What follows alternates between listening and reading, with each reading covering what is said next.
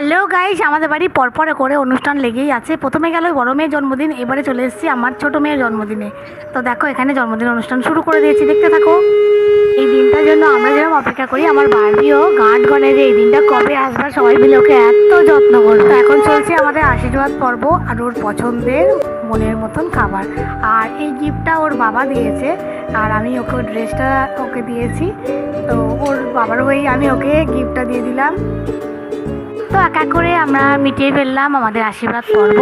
তারপরে এই দুপুরের খাওয়া দাওয়া সেরে এবার সন্ধ্যার জন্য অপেক্ষা। সন্ধ্যায় কি কি রয়েছে তো চলো। Happy birthday to you, happy birthday